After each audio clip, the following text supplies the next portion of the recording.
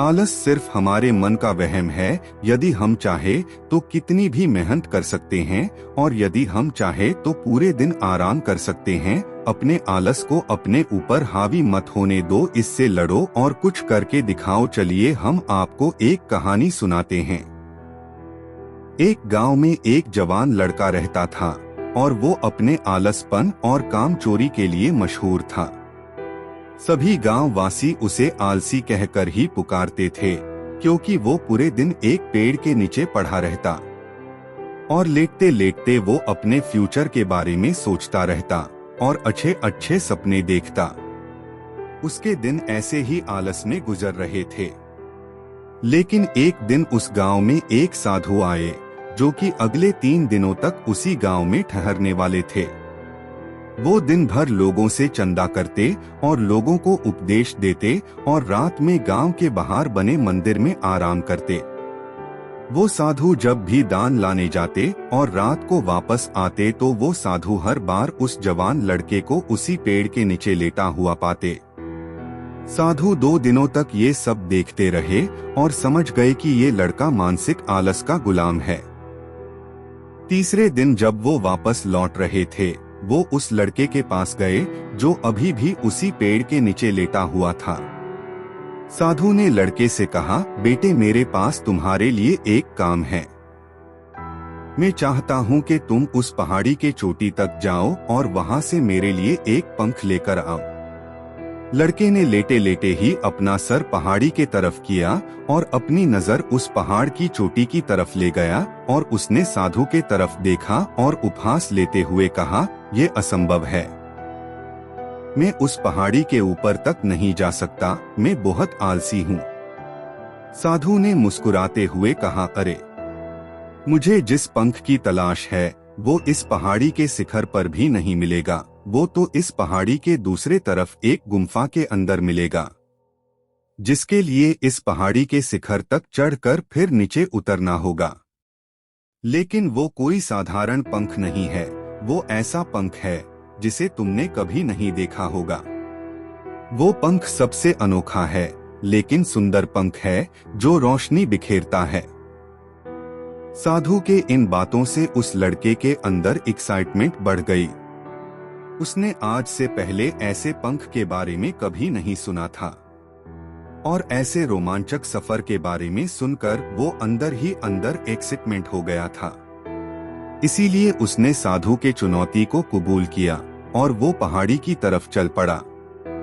लेकिन चढ़ाई बहुत लंबी और मुश्किल था। जल्द ही लड़के का शरीर थकने लगा, सांस फूलने लगी और शरीर से पसीना बहने लगा। लेकिन फिर भी उसने चलना जारी रखा।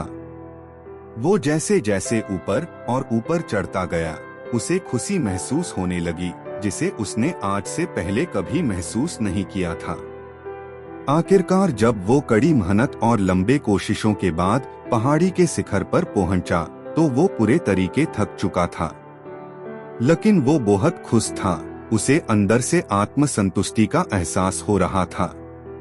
उसके चेहरे पर योद्धाओं जैसी मुस्कान थी, जैसे उसने कोई युद्ध जीत लिया हो।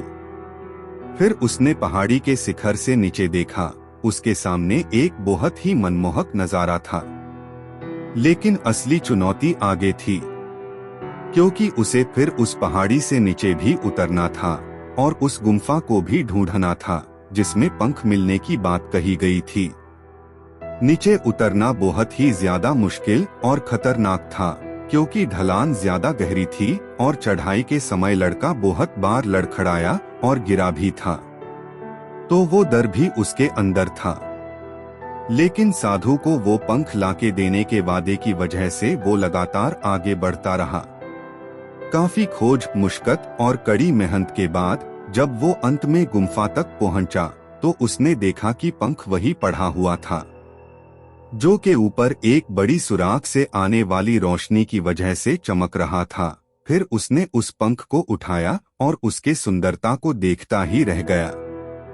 वो काफी देर तक पंख को ही घूरता रहा, लेकिन फिर अचानक उसे याद आया, मुझे तो अभी वापस भी जाना है। उसने खुद के तरफ देखा, वो पूरी तरह से थक चुका था और वो चिंता में पड़ गया कि वो पहाड़ पे कैसे चढ़ेगा और वो साधु तक पंख कैसे पहुंचाएगा। एक पल के लिए उसने हार मानने के बारे में सोचा, लेकिन उसे वो खुशी और गर्व की भावना की याद आ गई जो उसने पहाड़ी के शिखर पर पहुंचकर महसूस किया था। उसे एहसास हुआ कि उसके अंदर इस सफर को दोबारा पूरा करने की ताकत और मजबूती है। वो दोबारा पहाड़ी पर चढ़ने लगा। उसके मांसपेशियों में दर्द हो रहा था और कमजोरी की वजह से पैर कांप रहे थे, सांस फूल रहे थे। वो कई बार लड़खड़ाकर गिर भी पड़ा, लेकिन उसने हार नहीं मानी। वो खुद को आगे बढ़ाने के लिए लगातार मोटिवेट करता है। अथक मेहनत और घंटों की कड़ी कोशिशों के बाद जब वो साधु के पास पहुंचा और उनके हाथों में वो पंख रखा, तो उसके खुशी का ठिकाना न रहा। उसे महसूस हुआ कि उसने आज अपने आलस पर काबू पा लिया है और कुछ बढ़िया करके दिखाया है। उसके चेहरे पर इतनी खुशी और संतुष्टि का भाव देखकर साधु मुस्कुराए और बोले, बहुत बढ़िया मेरे बच्चे, आज तुमने जीवन का बहुत ही महत्वपूर्ण सबक सीखा है कि आलस कोई ऐसी चीज नहीं है जिसे स्वीकार कर लिया जाए, बल्कि आलस एक चुनौती है जिसे दूर करना होगा। ये एक बाधा है जिसे पार करना होगा और आलस को खत्म करने के लिए तुम्हें अपना पहला कदम उठाना ही होगा। अपने मकसद के तरफ चलना ही होगा और तब तक चलते रहना पड़ेगा जब तक तू अपनी मंजिल को हासिल नहीं कर लेता। लड़के ने साधु के शब्दों की गहराई और उसके मकसद को समझते हुए हाँ में अपना सर हिला दिया। आज उसे एहसास हुआ कि वो हमेशा ही बड़ी और महान चीजें करने में काबिल था, लेकिन उसके आलस ने उसे रोक रखा था। अब वो जानता था कि उसके पास अपने रास्ते में आने वाले किसी भी बाधा को वो दूर करने की ताकत और मजबूती है। इसके बाद साधु ने उस लड़के को आशीर्वाद दिया और उस गांव से चले गए। इस कहानी से सीखने वाली बात यह है कि मकसद इम्पॉसिबल लगने के बावजूद भी अगर हम उसे पूरा करने के लिए खुद को आगे बढ़ाते हैं, तब हम अपने अंदर ऐसी ताकत और मजबूती की खोज करते हैं जिसके बारे में हम कभी नहीं जानते थे। आलसपन पे काबू पाने के लिए हमें खुद को चुनौती देनी चाहिए और बड़ा सपना देखना चाहिए। फिर चाहे उस सपना को पूरा करना कितना ही मुश्किल क्यों न हो, हमें लगातार मानसिक और शारीरिक आगे बढ़ते रहना चाहिए। बाधाओं और असफलता के बावजूद मजबूत रहना चाहिए।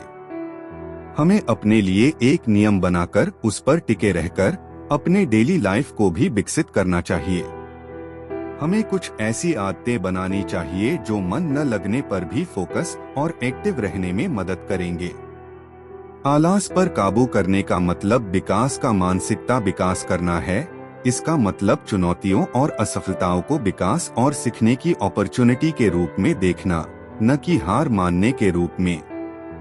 यदि तुम सदैव दूसरों की ही बात मानते रहोगे तो अपनी कब सुनोगे। दूसरों का तो काम ही है कहना जो आपको सही लगता है वह करो, ना कि जो दूसरे कहते हैं वह। चलिए हम आपको एक और कहानी सुनाते हैं। वीडियो में आगे बढ़ने से पहले चैनल को सब्सक्राइब और वीडियो को लाइक कर देना है। तो चलिए शुरू करते हैं। एक मकड़ी ने आराम से रहने के लिए एक शानदार जाला बनाने का विचार किया और सोचा कि इस जाले में खूब कीड़े मक्खियां फंसेंगे और मैं उन्हें आहार बनाकर मजे से रहूंगी। उसने कमरे के एक कोने में जाला बुनाना शुरू किया। तभी अचानक उसकी नजर बिल्ली पर पड़ी जो उसे देखकर हंस रही थी। मकड़ी को गुस्सा आ गया, लेकिन बिल्ली बोली, हंसू नहीं तो क्या करूं, यहाँ मक्खियां नहीं हैं। यहाँ कौन आएगा तेरे जाले में? बात मकड़ी के गले उतर गई।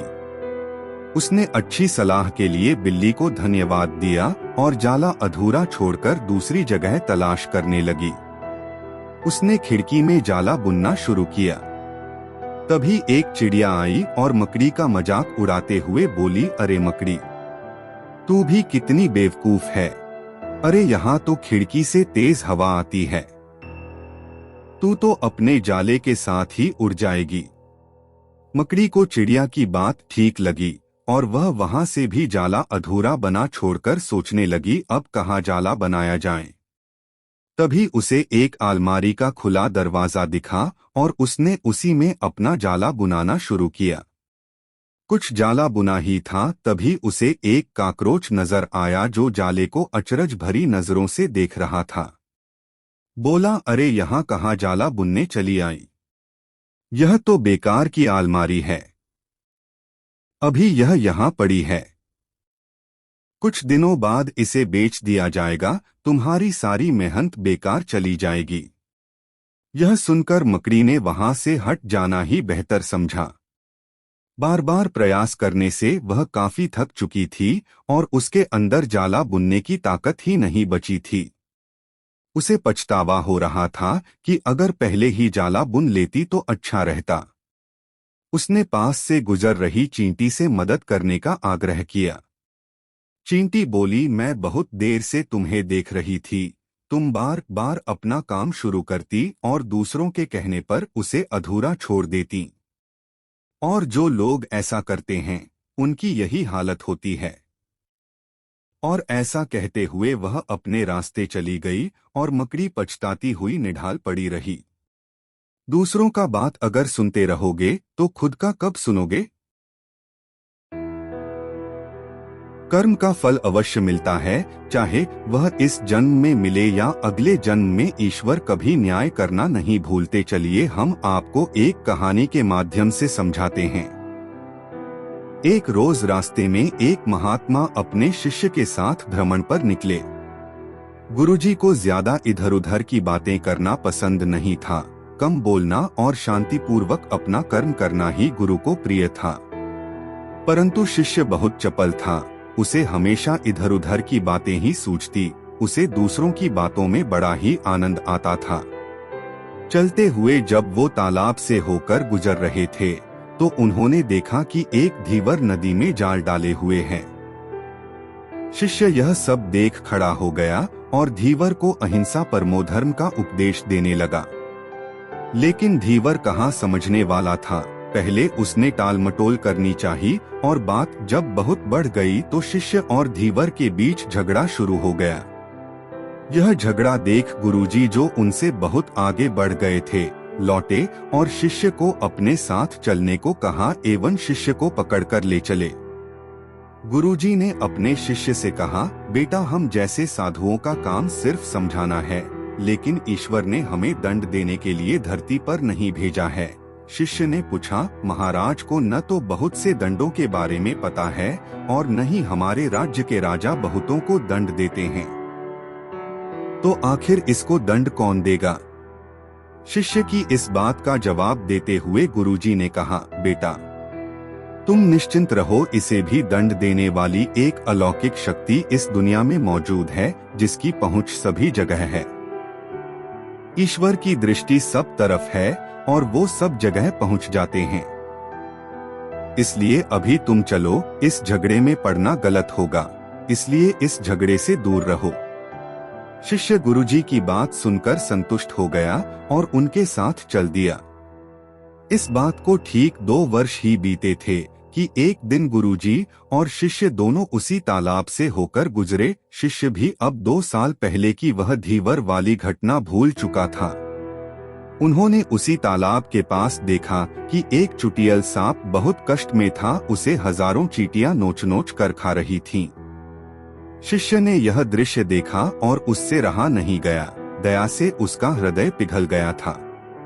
वह सर्प को चींटियों से बचाने के लिए जाने ही वाला था कि गुरुजी ने उसके हाथ पकड़ लिए और उसे जाने से मना करते हुए कहा, बेटा, इसे अपने कर्मों का फल भोगने दो। यदि अभी तुमने इसे रोकना चाहा तो इस बेचारे को फिर से दूसरे जन्म में यह दुख भोगने होंगे, क्योंकि कर्म का फल अवश्य ही भोगना पड़ता है। शिष्य ने गुरुजी से पूछा, गुरुजी, इसने कौन सा कर्म किया है जो इस दुर्दशा में यह फंसा है? गुरु महाराज बोले, यह वही धीवर है जिसे तुम पिछले वर्ष इसी स्थान पर मछली न मारने का उपदेश दे रहे थे और वह तुम्हारे साथ लड़ने के लिए आगबूला हुआ जा रहा था। वे मछलियां ही चींटी है जो इसे नोच नोच कर खा रही है। यह सुनते ही बड़े आश्चर्य से शिष्य ने कहा, गुरुजी, यह तो बड़ा ही विचित्र न्याय है। गुरुजी ने कहा, बेटा, इसी लोक में स्वर्ग नरक के सारे दृश्य मौजूद हैं। हर क्षण तुम्हें ईश्वर के न्याय के नमूने देखने को मिल सकते हैं। चाहे तुम्हारे कर्म शुभ हो या अशुभ, उसका फल तुम्हें भोगना ही पड़ता है। इसलिए ही वेद में भगवान ने उपदेश देते हुए कहा है, अपने किए कर्म को हमेशा याद रखो, यह विचारते रहो कि तुमने क्या किया है, क्योंकि ये सच है कि तुमको वहाँ भोगना पड़ेगा। जीवन का हर क्षण कीमती है, इसलिए इसे बुरे कर्म के साथ व्यर्थ जाने मत दो। अपने खाते में हमेशा अच्छे कर्मों की बढ़ोतरी करो, क्योंकि तुम्हारे अच्छे कर्मों का परिणाम बहुत सुखद रूप से मिलेगा। इसका उल्टा भी उतना ही सही है, तुम्हारे बुरे कर्मों का फल भी एक दिन बुरे तरीके से भुगतना पड़ेगा। इसलिए कर्मों पर ध्यान दो, क्योंकि वो ईश्वर हमेशा न्याय ही करता है। शिष्य गुरुजी की बात स्पष्ट रूप से समझ चुका था। दोस्तों, हम चाहे इस बात पर विश्वास करें या नहीं, लेकिन यह 100% सच है कि ईश्वर हमेशा सही न्याय करते हैं और उनके न्याय करने का सीधा संबंध हमारे अपने कर्मों से है। यदि हमने अपने जीवन में बहुत अच्छे कर्म किए हैं या अच्छे कर्म कर रहे हैं, तो उसी के अनुरूप ईश्वर हमारे साथ न्याय करेंगे। यह जीवन हमें इसलिए मिला है ताकि हम कुछ ऐसे कार्य करें जिसको देखकर ईश्वर की आंखों में भी हमारे प्रति प्रेम छलक उठे। आप सभी लोग चाहते हैं कि आपको इस संसार से खाली सुख मिले। चलिए हम आपको एक और कहानी सुनाते हैं, परंतु वीडियो में आगे बढ़ने से पहले चैनल को सब्सक्राइब और वीडियो को लाइक कर देना। तो चलिए शुरू करते हैं। 5 व्यक्ति सन्यासी बनने के लिए अपने घर से निकल गए। वे सब संसार से मोक्ष पाना चाह रहे थे। उन्होंने विचार किया कि यदि वो सन्यास ग्रहण कर लेंगे तो उन्हें इस संसार से मुक्ति मिल जाएगी।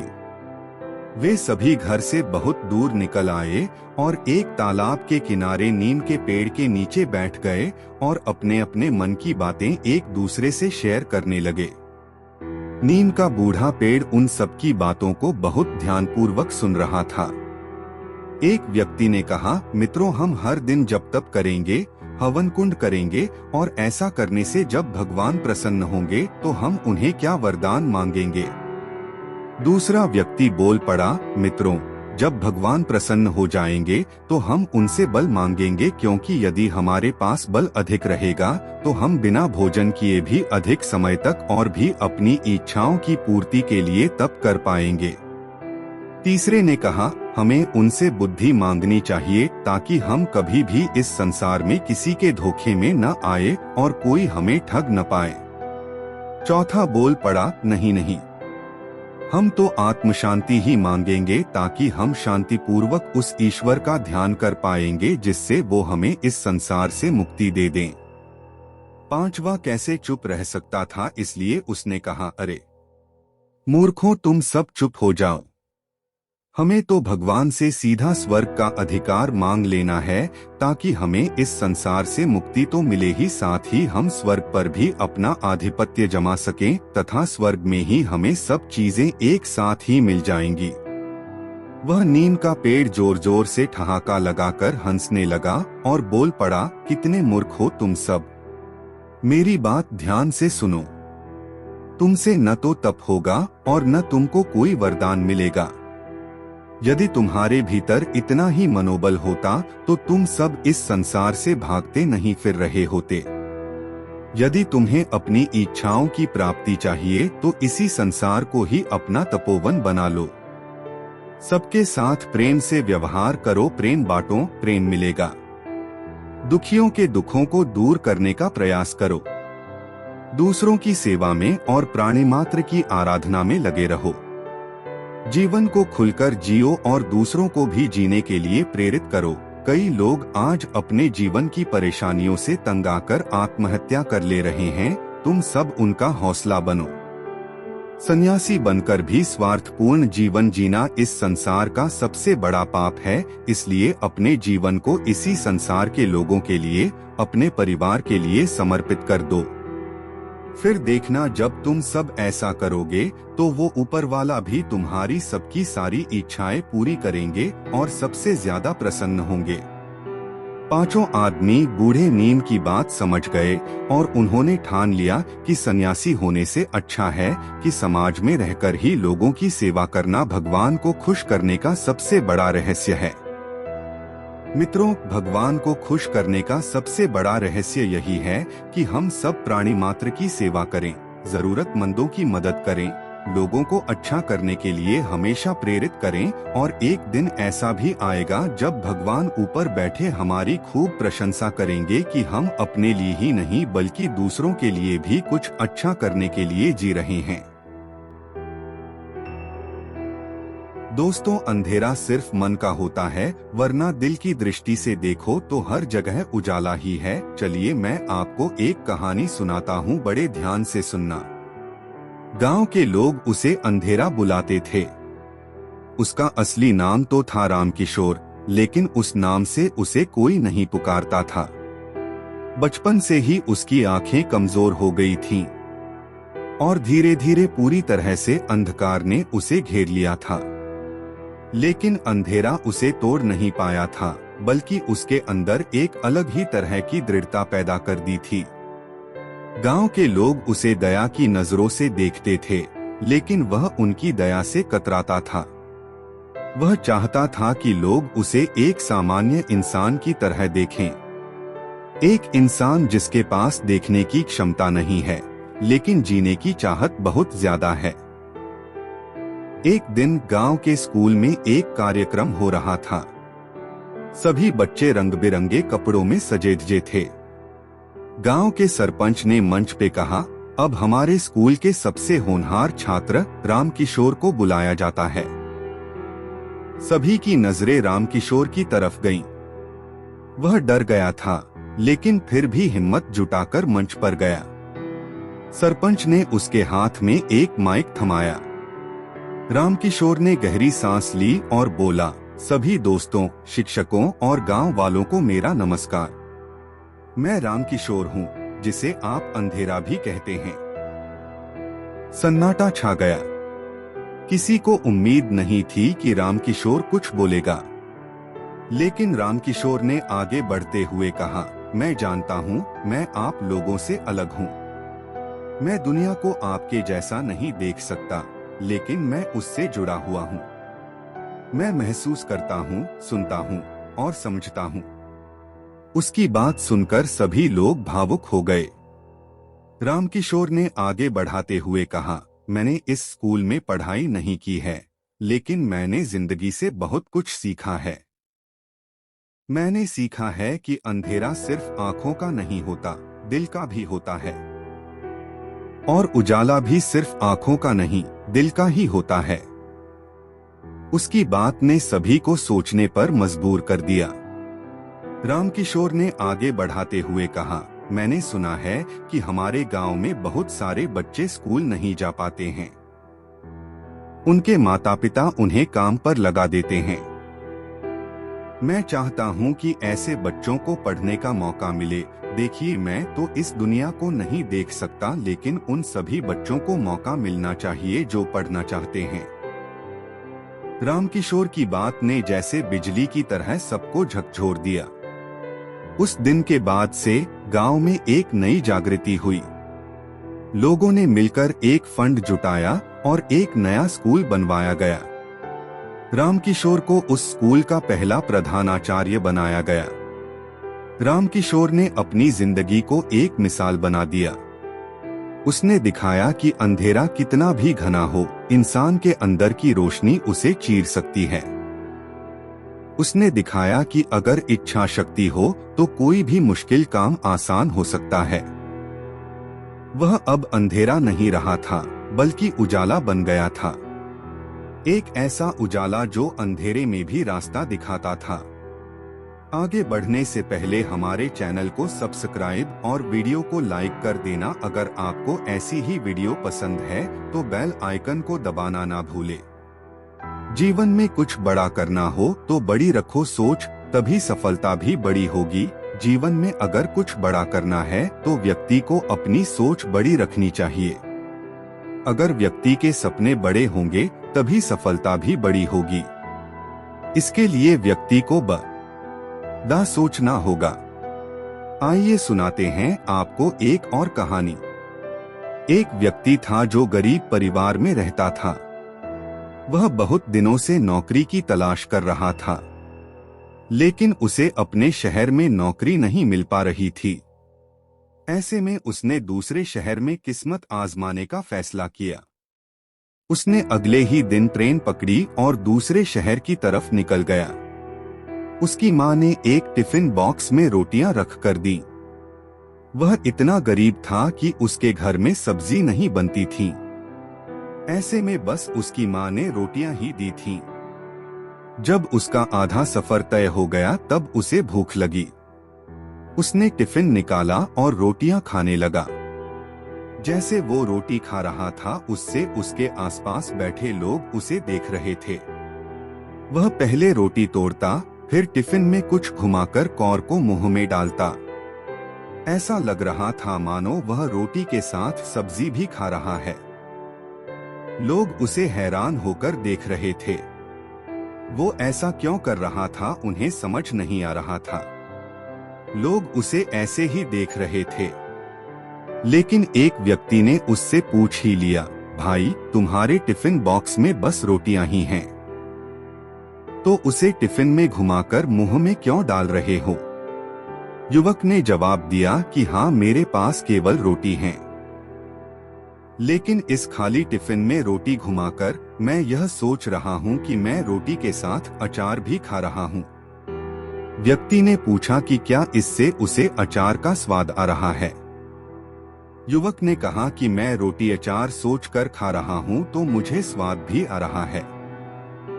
जब उसके आसपास बैठे लोगों ने बात सुनी तो एक व्यक्ति ने बोला कि अगर सोचना ही था तो अचार ही क्यों सोचा, मटर पनीर या शाही पनीर सोच लेते।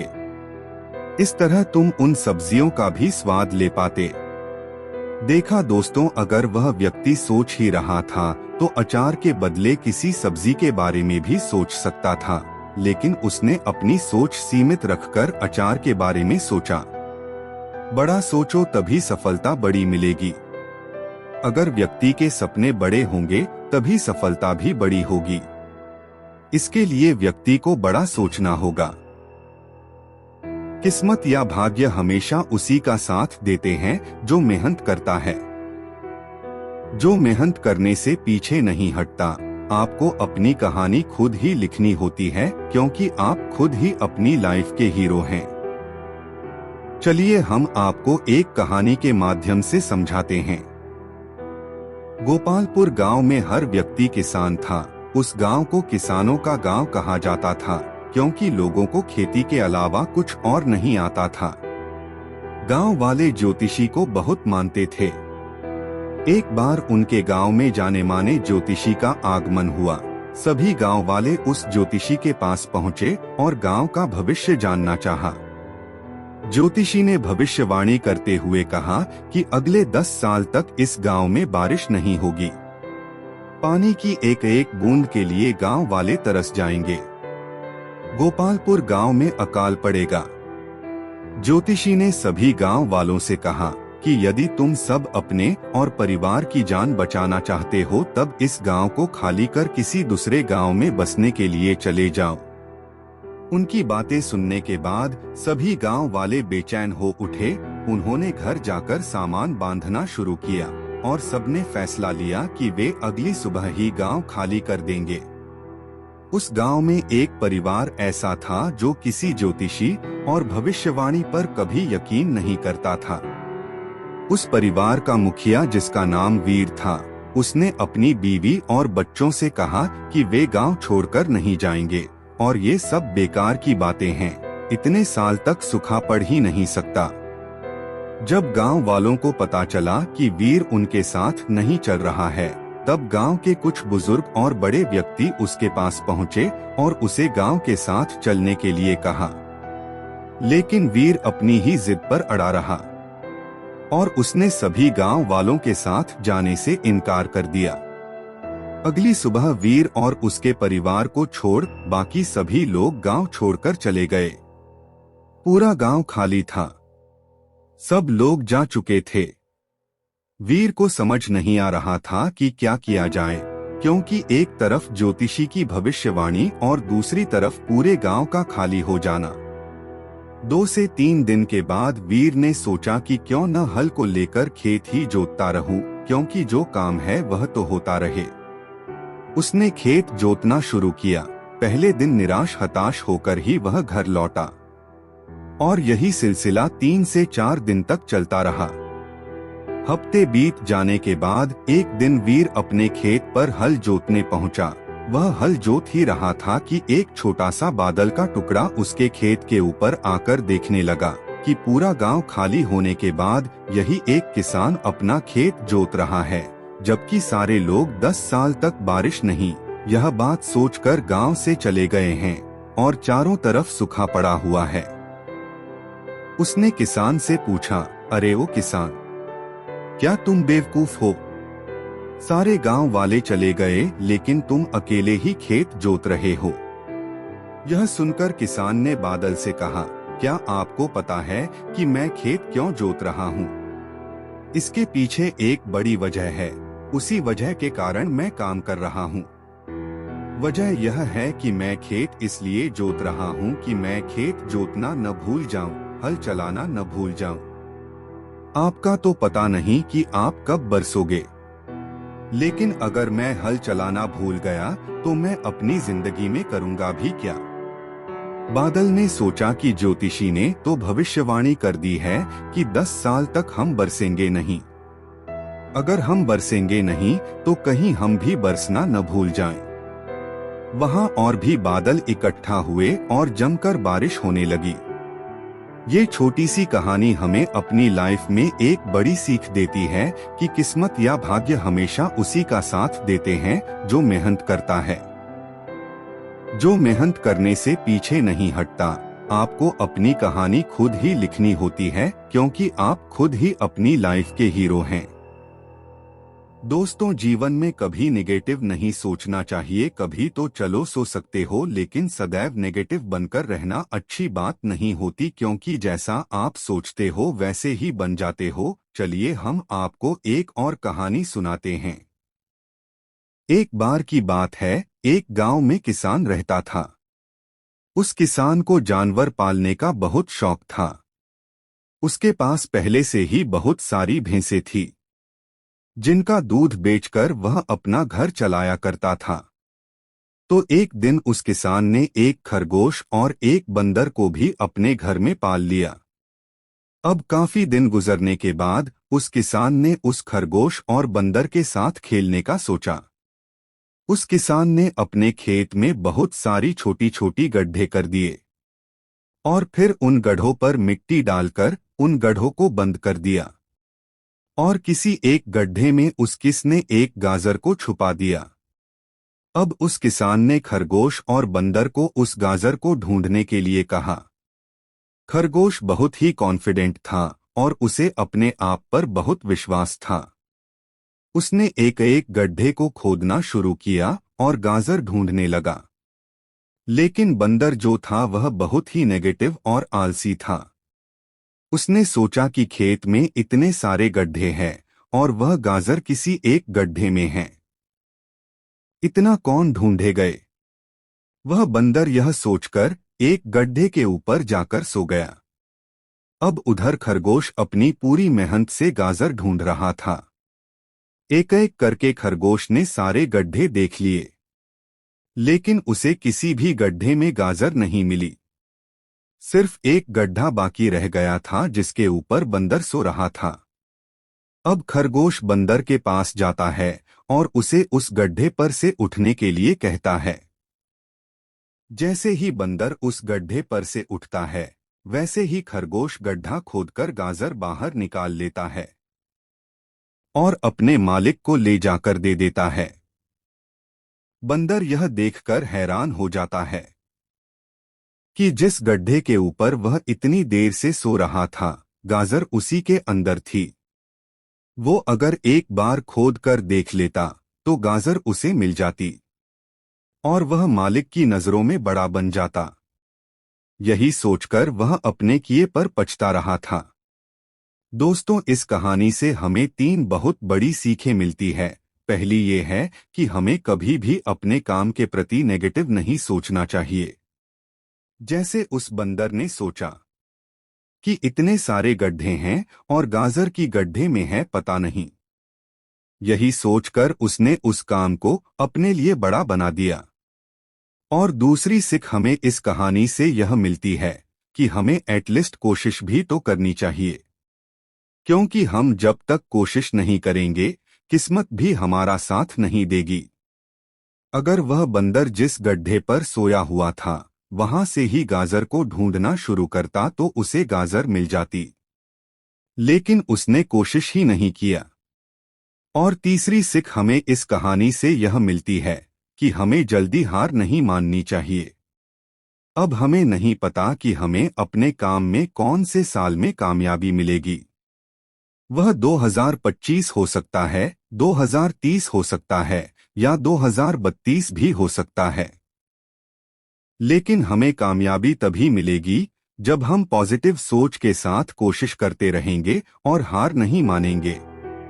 दोस्तों, जिंदगी बहुत छोटी है और टाइम बहुत फास्ट, तो अपनी जिंदगी के हर मोमेंट को एंजॉय करो, नहीं तो टाइम निकल जाएगा। चलिए हम आपको एक कहानी के माध्यम से बताते हैं। एक बार की बात है, एक लड़का एक बुजुर्ग बाबा के पास जाता है। वह लड़का अपनी जिंदगी में बहुत परेशान था।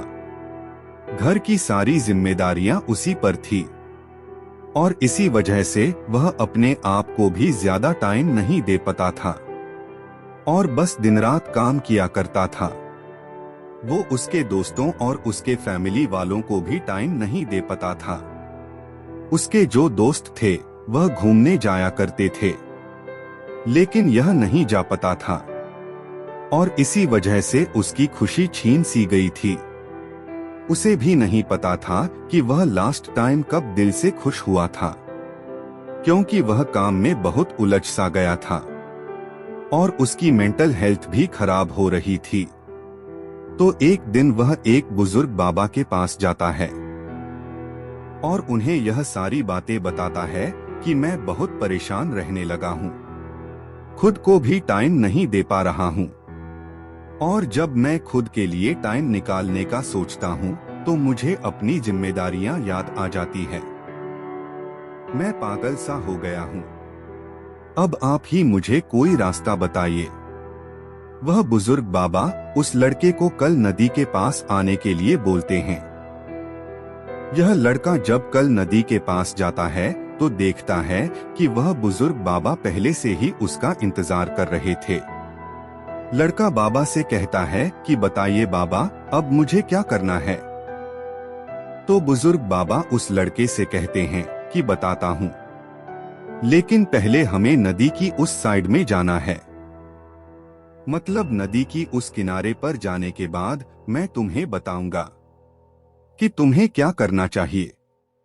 लड़के को उनकी बात समझ नहीं आई कि नदी के उस किनारे पर जाने के बाद ही क्यों बताना है, लेकिन फिर भी लड़के ने बाबा से कहा, चलिए फिर हम नदी पार करके नदी के उसे किनारे पर चले जाते हैं।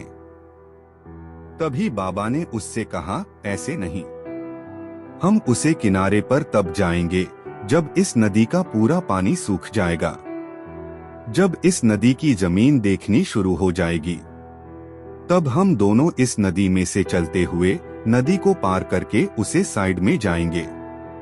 लड़के ने बाबा की तरफ देखते हुए कहा, बाबा आप यह क्या बोल रहे हो? जब इस नदी का सारा पानी सूख जाएगा तब हम यह नदी पार करके उसे साइड में जाएंगे।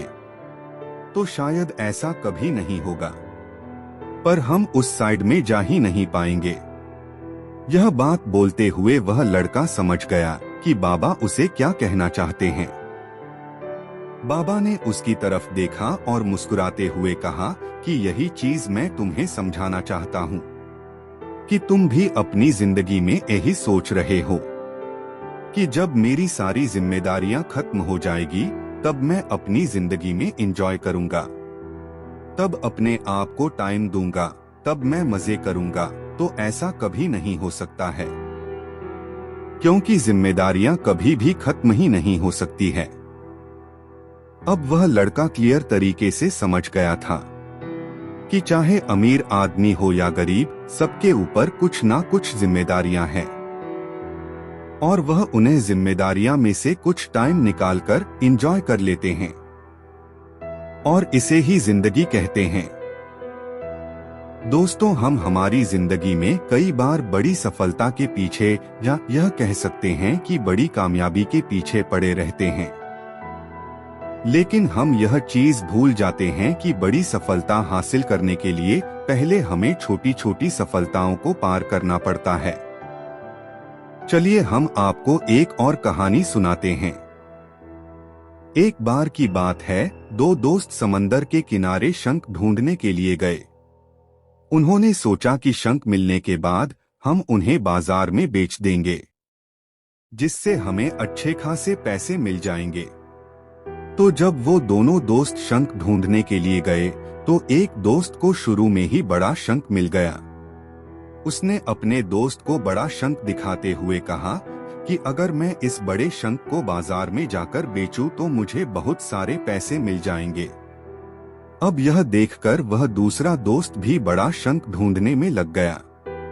उसके दिमाग में सिर्फ बड़ा शंख ही घूम रहा था और इसी चक्कर में उसे जो भी छोटे छोटे शंख मिलते उन्हें वह वापस समंदर में फेंक देता और फिर से वह बड़ा शंख ढूंढने में लग जाता। अब जो पहले वाला दोस्त था जिसे बड़ा शंख मिला था, वह और भी शंख ढूंढने लगा और उसे बहुत सारे छोटे छोटे शंख भी मिल गए, जिन्हें वह जमा करता है। सुबह से शाम हो जाती है, लेकिन उस दूसरे दोस्त को बड़ा शंख नहीं मिलता। अब पहले वाले दोस्त के पास एक बड़े शंख और कुछ छोटे शंख थे, जो उसे बाद में मिली थी, और दूसरे दोस्त के पास एक भी शंख नहीं था। अब वह दोनों दोस्त बाजार में जाते हैं। पहले दोस्त को बड़े शंख के 2000 रुपए मिलते हैं और जो उसने बाद में छोटे छोटे शंख जमा किया था उसके उसे 5000 रुपए मिलते हैं। दूसरा दोस्त यह देखकर हैरान हो जाता है कि उसके दोस्त को बड़े शंख के कम और छोटे शंख के ज्यादा पैसे मिले हैं और वह बेवकूफ बड़े शंख के चक्कर में सुबह से बड़ा शंख ही ढूंढ रहा था। अगर वह बड़े शंख के चक्कर में ना आकर छोटे छोटे शंख ही जमा कर लेता तो उसे भी अच्छे खासे पैसे मिल जाते, लेकिन उसे छोटी शंखों को समंदर में ही फेंक दिया था। दोस्तों, इस कहानी से मैं यह सीख मिलती है, जब भी हम किसी बड़े सेलिब्रिटी को देखते हैं, वह चाहे एक्टर हो, सिंगर हो या फिर क्रिकेटर हो, हमें सिर्फ इन लोगों की कामयाबी नजर आती है, उसके पीछे का स्ट्रगल नहीं। एपीजे अब्दुल कलाम साहब ने कहा था कि अगर आप कामयाब होना चाहते हो तो अपनी आदतें बदलो, आप खुद ब खुद कामयाब हो जाओगे। लेकिन हम अपनी आदतें बदलने को ही तैयार नहीं हैं। हम बिना आदत बदले ही कामयाब होना चाहते हैं, जो हम कभी नहीं हो सकते। तो बड़ी चीजों पर फोकस करने की बजाय छोटी छोटी चीजों पर फोकस करो और उसे इम्प्रूव करो अपनी आदतों के साथ। फिर आपको कामयाबी से कोई नहीं रोक सकता।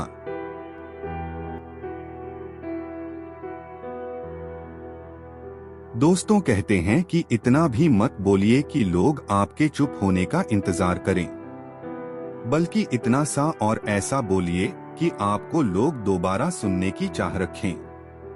जिस इंसान को बोलने का, बात करने का सही तरीका आ गया ना, वह पूरी दुनिया जीत सकता है। चलिए हम आपको एक कहानी के माध्यम से बताते हैं। एक बार की बात है, एक राजा था। उस राजा को एक रात सपना आता है। वह सपने में देखता है कि उसके सारे दांत एक एक करके गिर रहे हैं। अब जब राजा सुबह उठता है तो हैरान हो जाता है।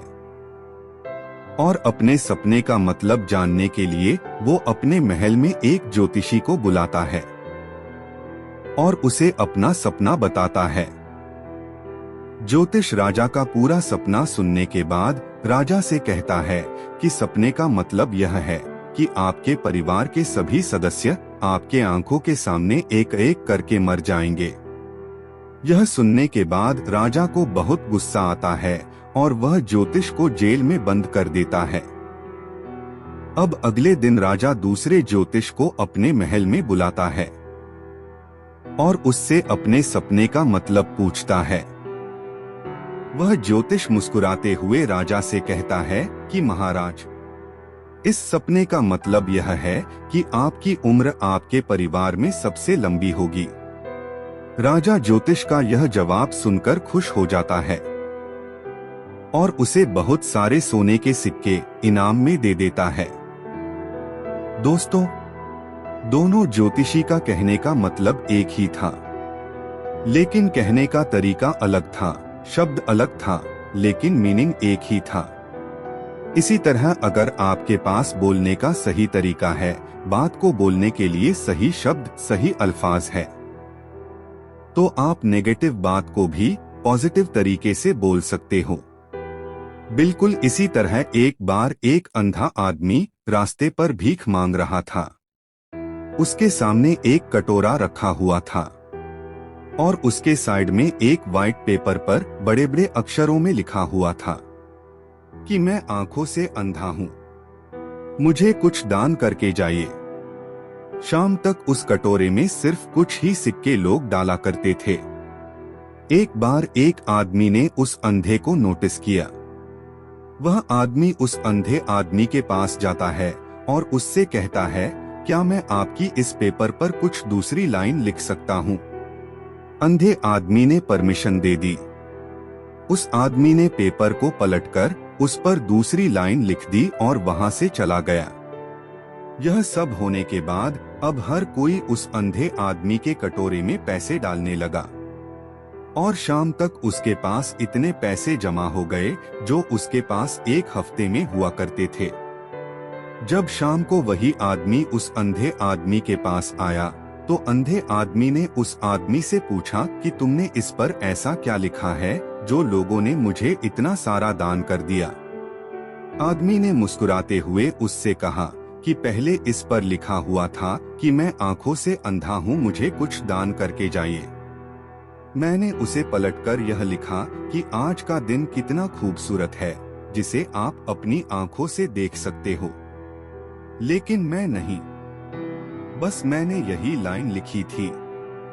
दोस्तों कहते हैं कि इतना भी मत बोलिए कि लोग आपके चुप होने का इंतजार करें, बल्कि इतना सा और ऐसा बोलिए कि आपको लोग दोबारा सुनने की चाह रखें। जिस इंसान को बोलने का, बात करने का सही तरीका आ गया ना, वह पूरी दुनिया जीत सकता है। मोबाइल देखने से और घंटे घंटे तक रील स्क्रॉल करने से और गेम्स खेलने से आपको झूठी खुशी तो मिल सकती है, लेकिन असली दुनिया में आपका कोई भी औकात नहीं, और यही कड़वी सच्चाई है। इसीलिए असली दुनिया में जीना सीखो और सही तरीके से बात भी करना सीखो। एक रोज तुम्हें एहसास जरूर होगा कि मसरूफ तुम थे और उम्र दराज वो होगा। एक रोज तुम्हें एहसास जरूर होगा कि मसरूफ तुम थे और उम्र दराज वह होगा जिसकी उंगली का सहारा पकड़कर चला करते थे, आज वही छड़ी का तलबगार होगा। और जिसके सदके में जी रहे हो आज वह ना रहा तो क्या होगा? पर अभी भी वक्त बचा है कुछ खास तुम्हारे पास। कब तक? जब अब तक के बाप का साया तुम्हारे साथ होगा और जन्नत के तलबगार हो तो सीने से लगा लेना, क्योंकि वही कल जन्नत का दरवाजा होगा। तो चलिए इसी बात पर एक और नई कहानी हम आपको सुनाते हैं। यह कहानी एक आदमी की जो कि दिन रात मेहनत करता था अपने परिवार वालों को पालने के लिए, अपने परिवार वालों का पेट भरने के लिए, जो कि हर आदमी करता है। लेकिन इसका जो बेटा था वह बिल्कुल ही आलसी और कामचोर था। वह सारा दिन सिर्फ मौजमस्ती करता रहता था और अपने बाप की कमाई को खर्च करता रहता था। तो इस बात को लेकर वह आदमी बहुत ज्यादा परेशान रहने लगा था। लेकिन जब उसे लगने लगा कि अब पानी सर को ऊपर से जाने लगा है, तब उसने अपने बेटे को बुलाया और कहा कि अब तुम्हें काम करना पड़ेगा। तुम कुछ भी करो, लेकिन शाम तक अगर पैसे कमा के नहीं लाए तो तुम्हें घर में आने नहीं दिया जाएगा। अब लड़का तो था ही आलसी, वो अपनी माँ के पास गया और सारी बातें बताने लगा। तो उसके माँ ने अपने पास से उसको कुछ पैसा दे दिया और कहने लगी, तुम अपने पापा को शाम में यह कहना कि यह मेरी मेहनत की कमाई है। शाम को जब वह आदमी घर आया तो उसके बेटे ने उसके पास से सारे पैसे उसको दे दिए। वह आदमी को सब कुछ पता था, तो उसने अपने बेटे से क्या कहा? उसने यह कहा कि तुम इस पेज को कुएं में फेंक के आ जाओ। उसके बेटे ने एक भी सवाल नहीं पूछा और सीधा जाकर उस पैसे को कुएं में फेंक कर आ गया। अगले दिन उस आदमी ने अपनी बीवी को उसके माँ घर भेज दिया और अपने बेटे से कहने लगा कि मेरे बेटे तुझे आज और पैसे कमा कर लेकर आने हैं। अब लड़का सीधा अपने बहन के पास गया और अपनी बहन को सारी बातें बताने लगा। तो उसके बहन ने भी उसके हाथ में कुछ पैसे रखे और उसे कहने लगी कि शाम को जब पापा घर आएंगे तो यह पैसे उन्हें दे देना और कहना यह मेरी मेहनत की कमाई है।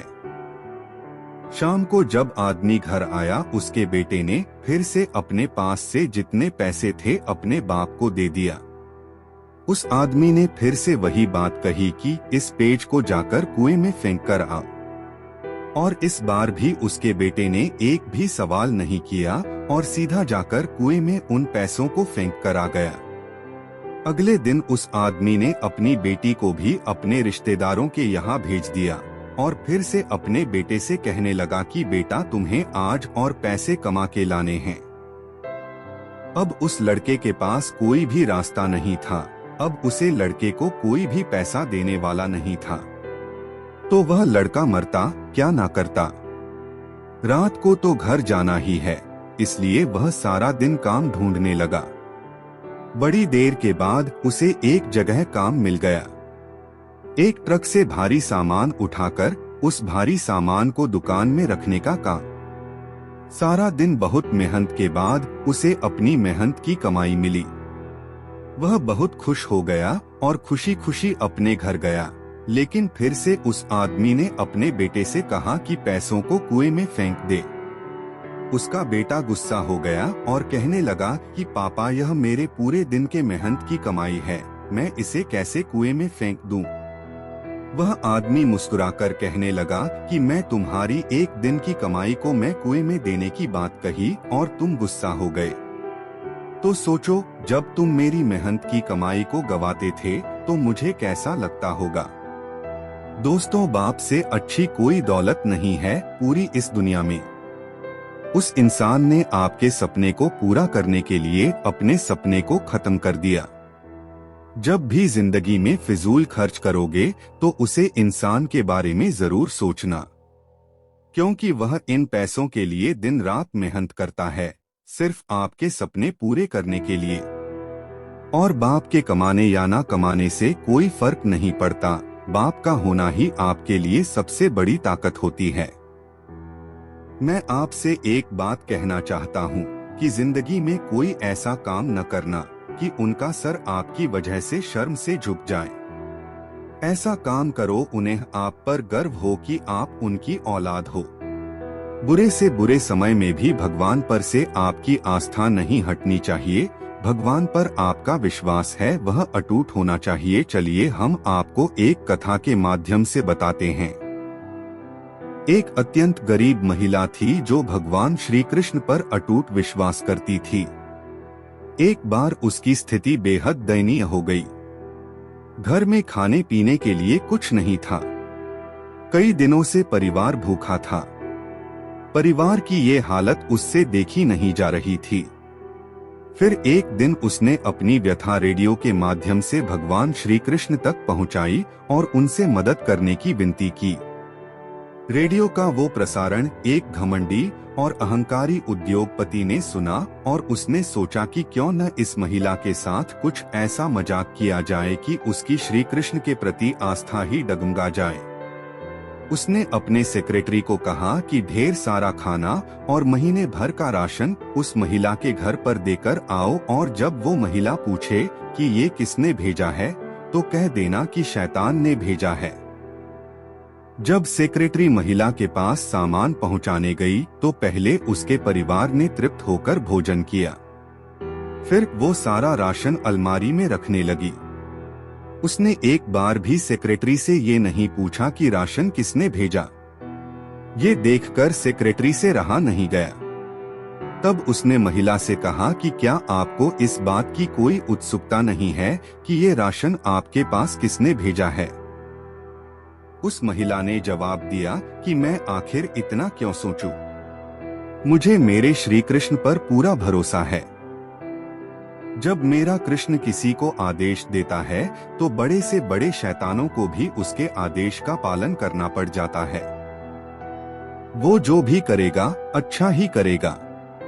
इस कहानी से हमें ये सीख लेनी चाहिए कि आप किसी भी हालात में क्यों न हो, ईश्वर पर अपना अटूट भरोसा कायम रखें।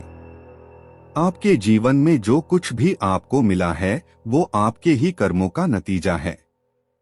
लेकिन जब भी आपको उस ईश्वर की जरूरत होगी और उसे दिल से याद करेंगे तो वो आपकी मदद किसी न किसी रूप में जरूर करेंगे।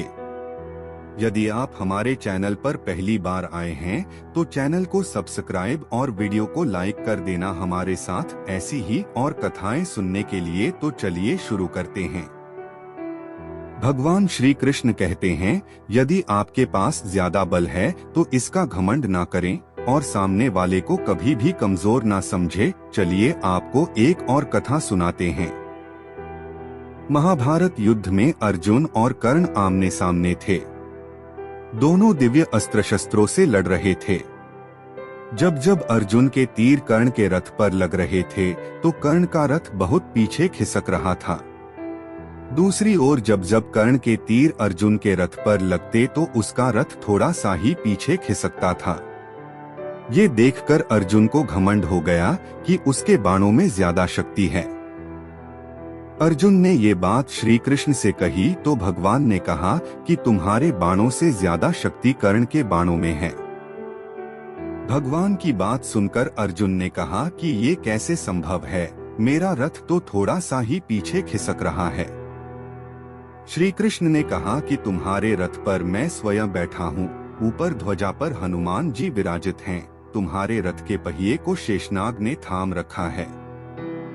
इतना होने के बाद भी कर्ण के बाण के ये रथ पीछे खिसक रहा है तो इसका मतलब यही है कि उसके बाणों में ज्यादा शक्ति है। ये बात सुनकर अर्जुन को अपनी गलती का एहसास हो गया और उसका घमंड टूट गया। इस कथा में श्री कृष्ण ने अर्जुन को सीख दी है कि कभी अपनी शक्ति का घमंड न करें और शत्रु को कमजोर न समझें। यदि किसी समय आपके साथ गलत हो रहा है, आपके ऊपर झूठा आरोप लग रहा है, तो आपको अपनी व्यथा उस समय व्यक्त नहीं करनी, अपना गुस्सा उस समय व्यक्त नहीं करना, अपने आप को सही साबित उस समय नहीं करना। जब सही समय आएगा तो खुद उन लोगों को पता चल जाएगा। चलिए एक और कथा आपको सुनाते हैं। द्वारका में एक सूर्य भक्त था सत्राजित। उसे सूर्य देव ने स्यमंतक नाम की चमत्कारी मणि दी थी। ये मणि रोज 20 तोला सोना उगलती थी। एक दिन श्री कृष्ण ने सत्राजित से कहा कि आप ये मणि राजकोष में देंगे तो इससे मिले धन से प्रजा की अच्छी देखभाल हो सकेगी। सत्राजित ने श्री कृष्ण को मणि देने से मना कर दिया। इस घटना के कुछ दिन बाद सत्राजित के भाई प्रसेनजित ने मणि चुरा ली। प्रसेनजित मणि लेकर जंगल में भाग गया। जंगल में एक शेर ने प्रसेनजित को मार दिया और खा गया। मणि जंगल में ही गिर गई। सत्राजित को जब प्रसेनजित और अपनी मणि नहीं मिली तो उसने श्री कृष्ण पर आरोप लगा दिया कि कृष्ण ने ही मेरी मणि चुराई है और मेरे भाई की हत्या कर दी है। श्री कृष्ण पर चोरी और हत्या का कलंक लग गया।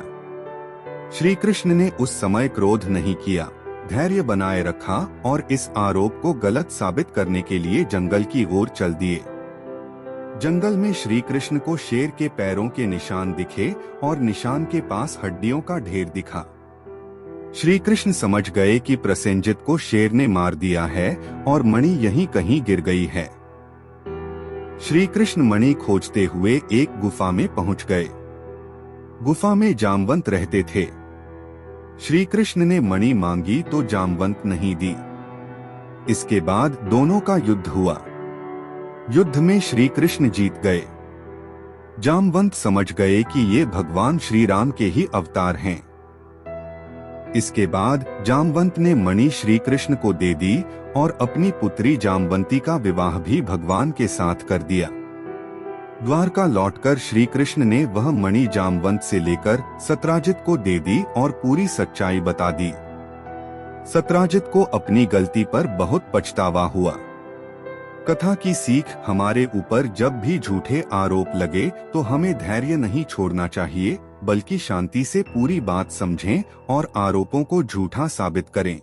श्री कृष्ण अच्छे लोगों की परीक्षा बहुत लेते हैं, परंतु कभी उनका साथ नहीं छोड़ते, और बुरे लोगों को कृष्ण बहुत कुछ देते हैं, परंतु उनका कभी साथ नहीं देते। अगर आप अपने अतीत को याद करके परेशान रहते हैं तो आप कभी भी कामयाब नहीं बन सकते। इस जीवन में जब कोई आपके बारे में बुरा कहे तो परेशान नहीं होना चाहिए, क्योंकि उनको आपको महत्व देने का कोई और तरीका नहीं आता। जीवन में दो लोगों का होना बहुत जरूरी होता है। एक श्री कृष्ण जो ना लड़े फिर भी आपकी जीत पक्की कर दे, दूसरा कर्ण जो हार सामने हो फिर भी आपका साथ ना छोड़े। तो हेलो दोस्तों, आपका हमारी वीडियो पर बहुत बहुत स्वागत है। वीडियो में आगे बढ़ने से पहले चैनल को सब्सक्राइब कर वीडियो को लाइक कर देना। तो चलिए आगे बढ़ते हैं। जैसे हर कीमती वस्तु को उठाने के लिए झुकना ही पड़ता है, वैसे ही हमारे माँ और पिता का आशीर्वाद भी इन्हीं से एक है। श्री कृष्ण कहते हैं, मानव को जीवन में श्रेष्ठ बनने का प्रयत्न अवश्य करना चाहिए, परंतु जीवन में हमेशा उत्तम ही रहना चाहिए। श्री कृष्ण कहते हैं, ईश्वर की न्याय की चक्की थोड़ी धीमी जरूर चलती है, परंतु वो पीसती बहुत ही बारीक हैं। आप करते वही हैं जो आप चाहते हैं, होता वही है जो श्री कृष्ण चाहते हैं। आप वही करो जो श्री कृष्ण चाहते हैं, फिर होगा वही जो आप चाहते हैं। पूरे विश्व में जुबान ही एक ऐसी वस्तु है जहां पर विष और अमृत दोनों एक साथ रहते हैं। जय श्री कृष्णा। अगर कोई मनुष्य शिक्षा से पहले अपने संस्कार, व्यापार से पहले अपना व्यवहार और भगवान से पहले माता पिता को पहचान ले तो उसकी जिंदगी में कभी कोई कठिनाई नहीं आए। अच्छे और सच्चे रिश्ते न तो खरीदे जा सकते हैं और न ही उन्हें कोई उधार ले सकता है। रो पड़े श्री कृष्णा ने कहा, मैं तो सबकी सुनता हूँ, पर मेरा कौन सुनता है। मनुष्य गलत कार्य करते समय बाएं, दाएं, आगे, पीछे चारों तरफ देखता है, बस ऊपर देखना भूल जाता है। जो मानव विजय और पराजय भावनाओं से परे होता है, वह दूसरों की विजय में भी आनंद का अनुभव अवश्य करता है। श्री कृष्ण कहते हैं, कितनी भी कोशिश करो स्वार्थ से रिश्ते बनाने की, वो कभी नहीं बन पाते, और प्रेम से बने रिश्तों को कितना भी तोड़ने की कोशिश करो, वो कभी नहीं टूटते। श्री कृष्ण कहते हैं कि जन्म लेने वाले के लिए मौत उतनी ही निश्चित है जितना कि मृत्यु होने वाले व्यक्ति के लिए जन्म लेना, इसलिए जो अनिवार्य है उस पर कभी शोक मत करो। श्री कृष्ण कहते हैं कि हमें कभी उस मनुष्य पर भरोसा नहीं करना चाहिए जो वक्त के साथ अपना स्वभाव बदल लेता है। श्री कृष्ण कहते हैं कि हर किसी के अंदर अपनी ताकत और अपनी कमजोरी होती है। पानी में रहने वाली मछली जंगल में कभी नहीं दौड़ सकती और जंगल का राजा शेर कभी पानी में राजा नहीं बन सकता, इसलिए महत्व सभी को देना चाहिए।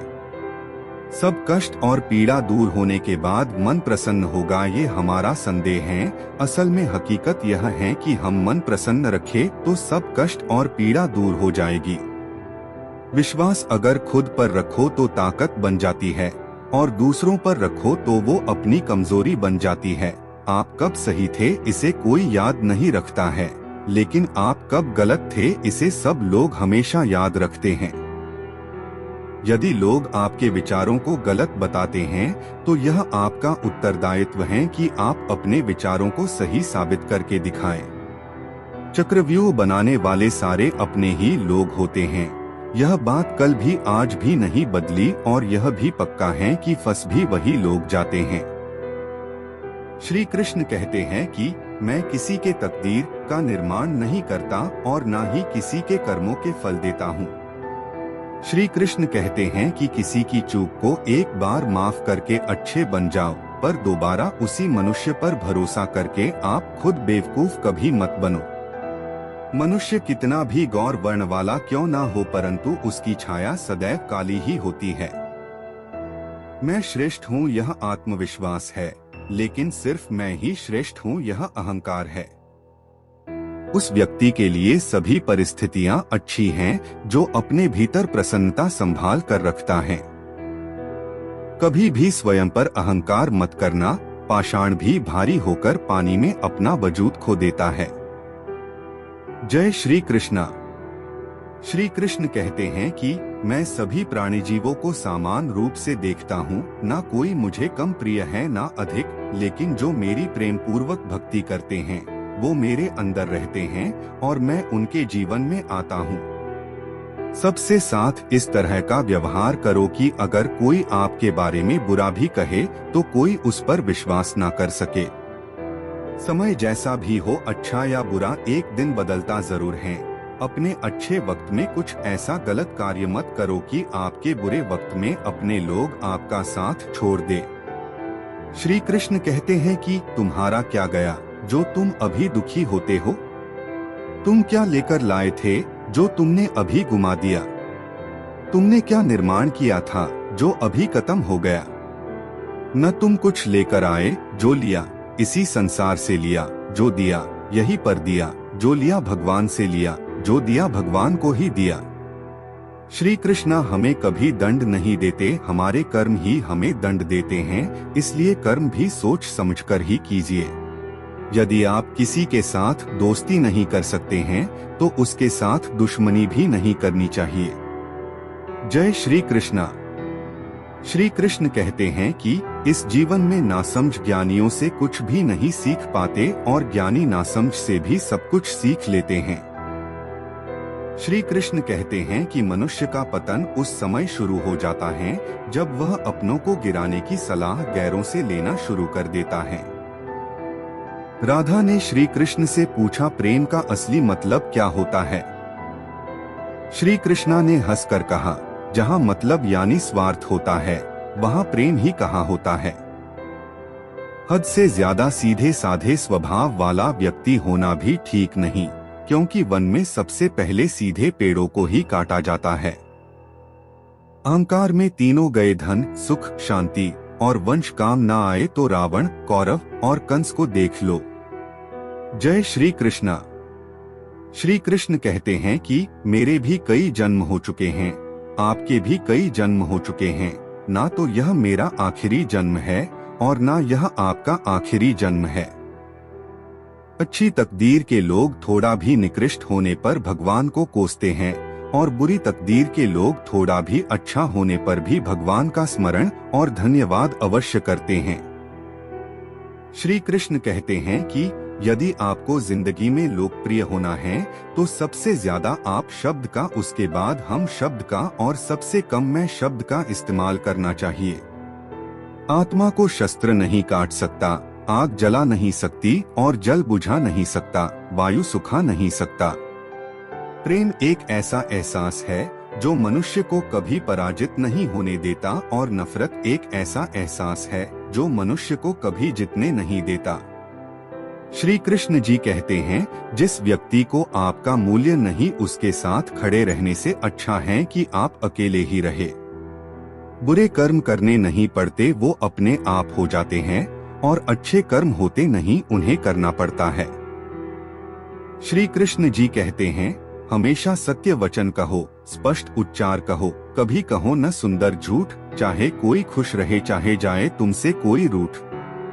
श्री कृष्ण जी कहते हैं, मत करो अहंकार किसी को कुछ भी देकर, क्या पता तू जो अभी दे रहा है या पिछले जन्म का ऋण चुका रहा है। परिवर्तन इस प्रकृति का नियम है। अगर कल जो किसी और का था आज वो तुम्हारा है, परंतु कल वो किसी और का होगा।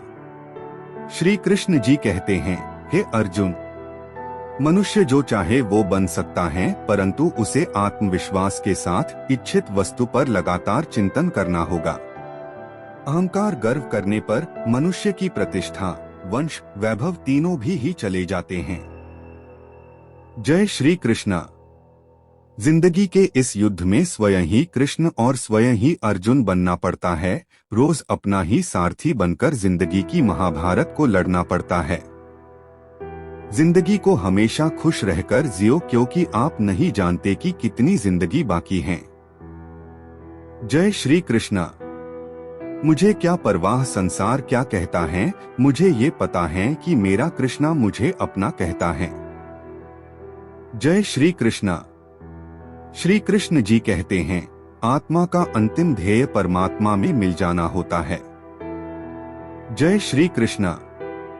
अगर आपको लगता है कि आप हर समय सही हैं, तो आप जीवन से कुछ नहीं सीखते हैं।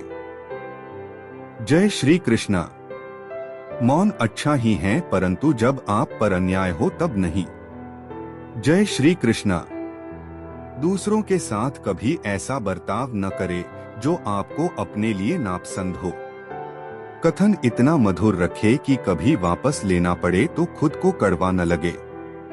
जय श्री कृष्णा। श्री कृष्णा कहते हैं, जिसको तुम अपना समझकर लीन हो रहे हो, बस यही प्रसन्नता तुम्हारे कष्ट का कारण है। Copy quote. चुपके से आकर मेरे दिल में उतर जाते हो, सांसों में मेरी महक बनके बिखर जाते हो। कुछ यूं चला है तेरे प्रेम का जादू, सोते जागते तुम ही तुम नजर आते हो कृष्णा। Copy coat. जब छू गया जब कभी ख्याल मुझे श्री कृष्ण का, दिल मेरा बहुत जोरों से धड़कता रहा। कल श्री कृष्ण का जिक्र छिड़ गया घर में, और घर देर तक सुगंध महकता रहा।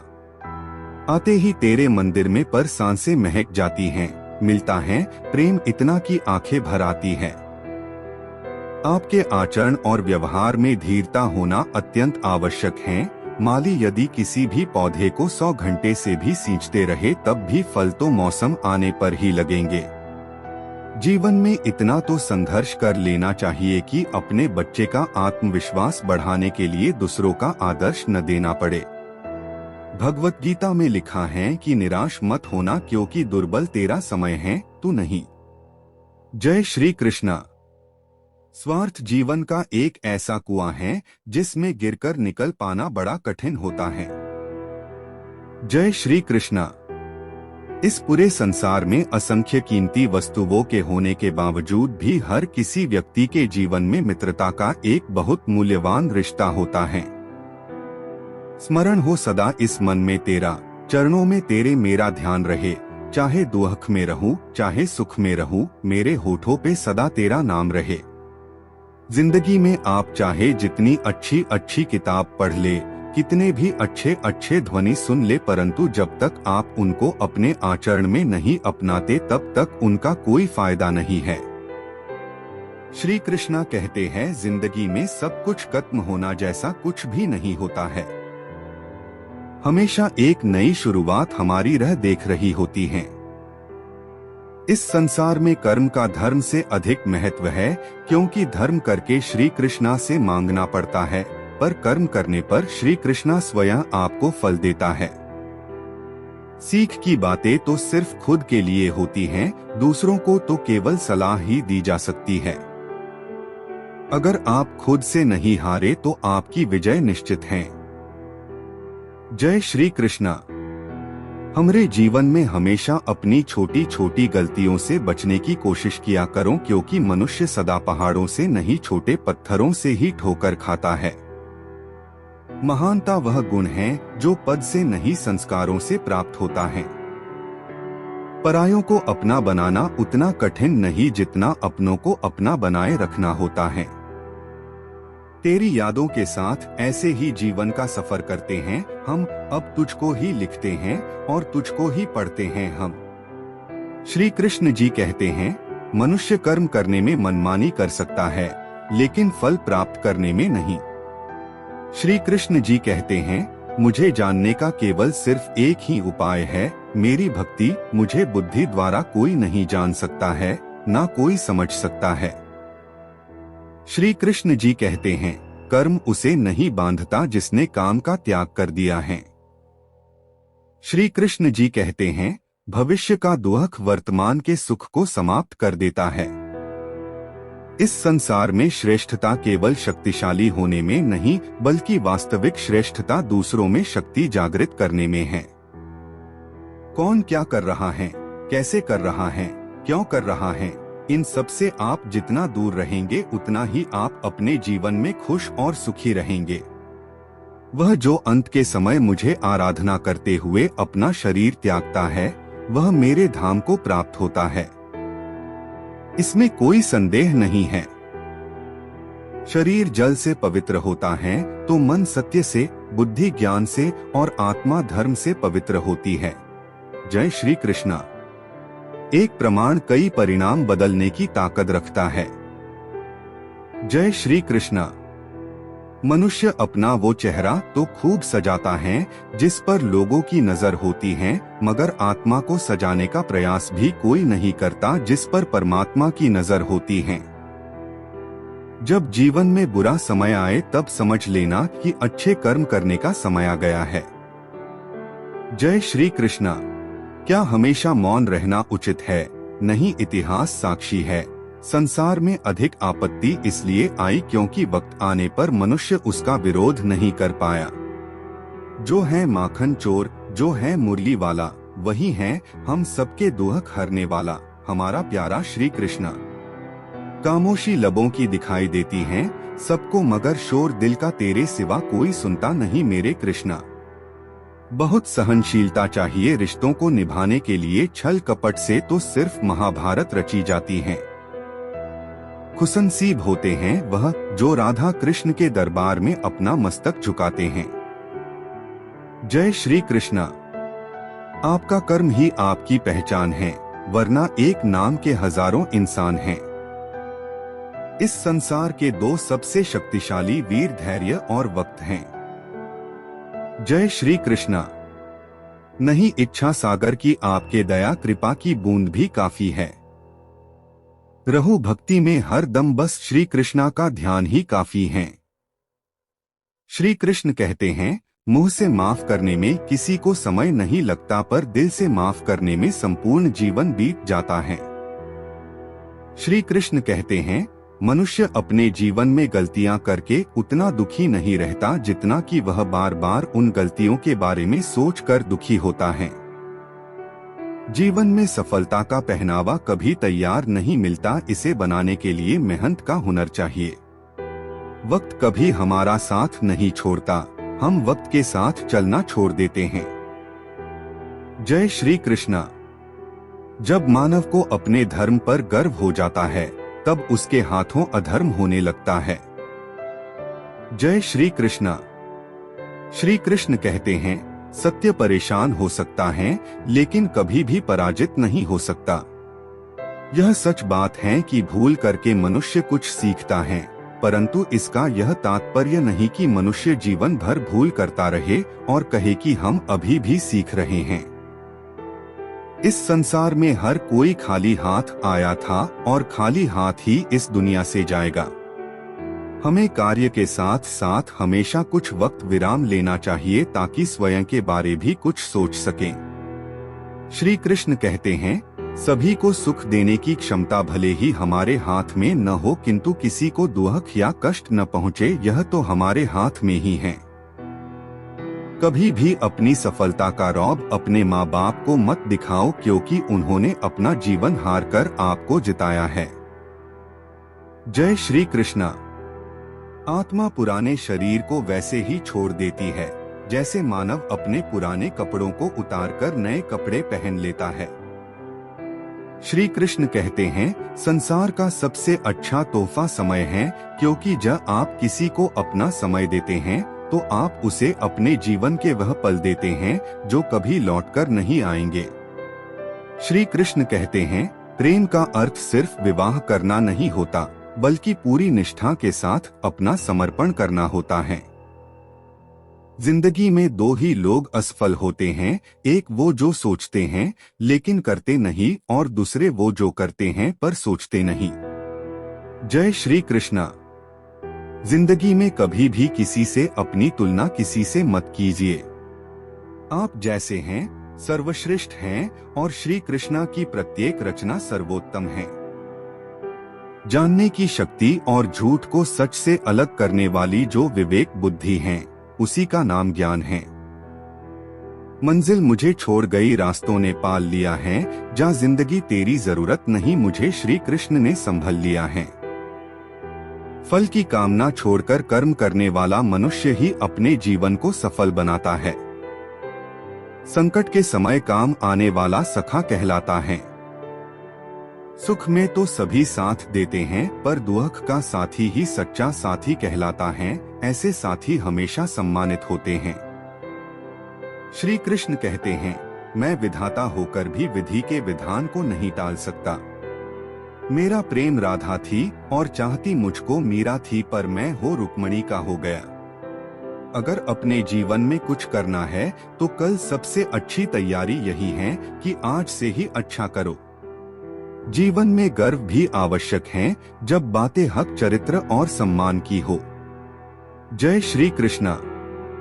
श्री कृष्ण कहते हैं, हमारा संबंध उसी आत्मा से जुड़ता है जिनका हमसे पिछले जन्मों का कोई रिश्ता होता है, वरना इस संसार के इस भीड़ में कौन किसको जानता है। श्री कृष्ण ने बहुत अच्छी बात कही है, न हार चाहिए ना जीत चाहिए। जिंदगी में अच्छी सफलता के लिए परिवार और कुछ मित्र का साथ चाहिए। श्री कृष्ण कहते हैं, तुम खाली हाथ आए और खाली हाथ वापस चले जाओगे। जो आज तुम्हारा है कल किसी और का था और परसों किसी और का होगा। तुम जिसे अपना समझकर लीन हो रहे हो, बस यही प्रसन्नता तुम्हारे कष्ट का कारण है। जीवन में उन पर विश्वास मत करो जिनका ख्याल वक्त के साथ बदल जाए। विश्वास उनका करो जिनका ख्याल तब भी वैसा रहे जब आपका वक्त बदल जाए।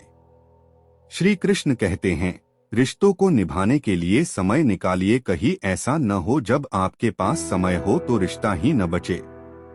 किसी से जुदा होना अगर इतना आसान होता तो शरीर से आत्मा को लेने कभी फरिश्ते न आते। जय श्री कृष्णा। इस संसार में घड़ी ठीक करने वाले तो बहुत मिलेंगे, मगर बुरा वक्त तो मेरा मुरली वाला ही ठीक कर सकता है। राधा कृष्ण का मिलना तो बस एक बहाना था, दुनिया को प्रेम का सही अर्थ समझाना था। जय श्री कृष्णा। श्री कृष्ण कहते हैं, जीवन में किसी को अपनी पसंद बनाना कोई बड़ी बात नहीं, पर आप किसी की पसंद बन जाना ये बहुत बड़ी बात है। जो अपने हिस्से का कर्म किए बिना ही भोजन पाते हैं, वह अपने जीवन में चोर हैं।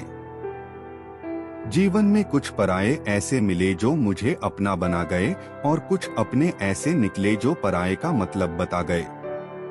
दोनों का शुक्रिया। श्री कृष्ण कहते हैं, सही वक्त पर पिए गए कड़वे घूंट अक्सर हमारे जीवन को मीठी कर दिया करते हैं। नर्क के 3 द्वार हैं, वासना, क्रोध और लोभ। श्री कृष्ण कहते हैं, कोई लाख करे चतुराई, किस्मत का लिखा न मिटे मेरा भाई। राजा हो या भिखारी, उसके भी होगी अपने सबके कर्मों की सुनवाई। लाख रहे दूरियां हमारे बिच तो क्या हुआ, याद नजरों से नहीं दिल से किया जाता है। जय श्री कृष्णा। दिल में ना जाने कैसे तेरे लिए इतनी जगह बन गई, तेरे दर्शन को छोटी से छोटी इच्छा मेरे जीने की वजह बन गई। श्री कृष्ण कहते हैं, ईश्वर प्रत्येक वस्तु में, प्रत्येक जीव में मौजूद हैं। न कोई चिट्ठी न तुम्हारा तार आता है, फिर भी दर्शन करने को श्री कृष्ण का वृंदावन पूरा संसार आता है। प्रेम कोई 2 पल का भोजन नहीं जो चखा और रहने दिया। प्रेम को निभाने के लिए तो अपना पूरा जीवन समर्पित करना पड़ता है।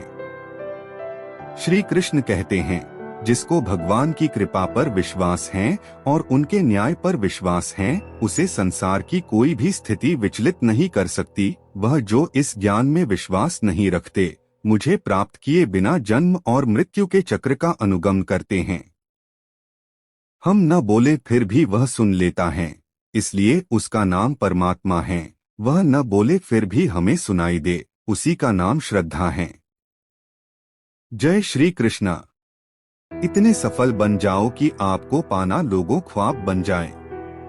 आज यदि आपके दिन बुरे चल रहे हैं तो कल अवश्य ही अच्छा होगा। आप केवल निस्वार्थ भाव से अपना कर्म कीजिए।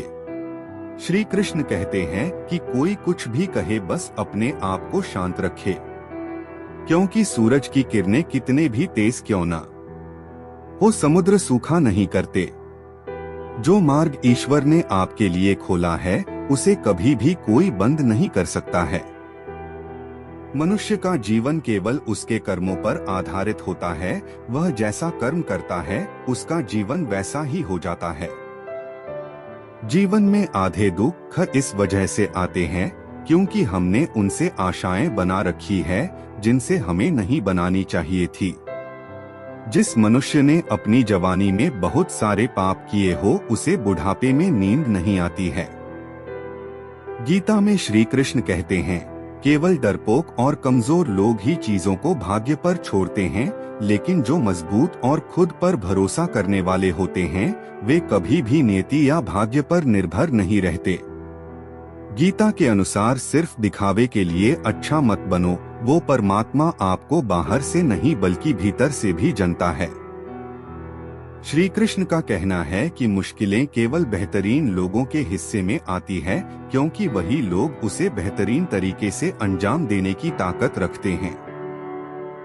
जो सरलता से मिलता रहे, उसका महत्व नहीं रह जाता। अक्सर खो देने के बाद समय, व्यक्ति और संबंध के मूल्य का आभास होता है। श्री कृष्ण कहते हैं, शरीर नश्वर है पर आत्मा अमर है।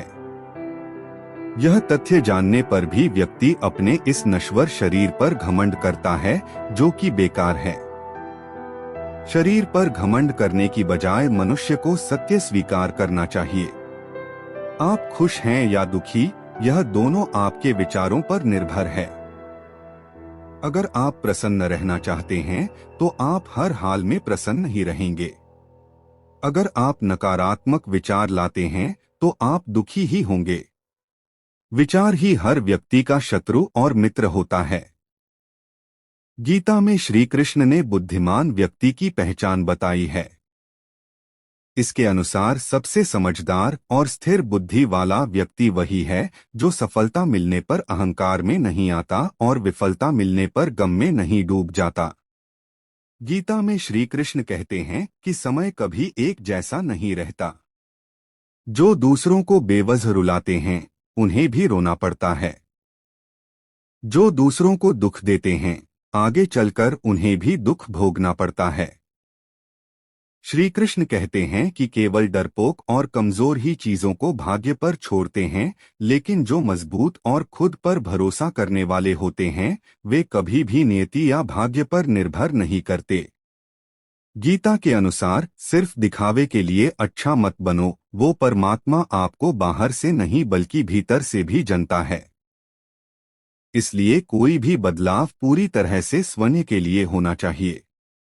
आप खुश हैं या दुखी, यह दोनों आपके विचारों पर निर्भर है।